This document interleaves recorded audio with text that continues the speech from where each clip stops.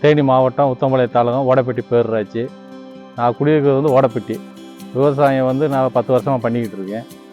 முன்னாடி RMTC compound டிப்போவில் வேலை பார்த்தேன். வேலை வேணாம்னு சொல்லிட்டு விவசாயத்தில் இறங்கி இப்போ செஞ்சுக்கிட்டு இருக்கேன்.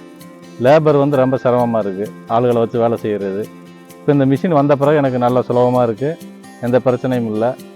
விவசாயம் நல்லா போயிட்டுருக்கு. திராட்சை போட்டிருக்கேன், வாழை போட்டிருக்கேன், தென்னை, பயிர் வகைகள் போட்டிருக்கேன். எல்லாமே நல்லபடியாக இருக்குது.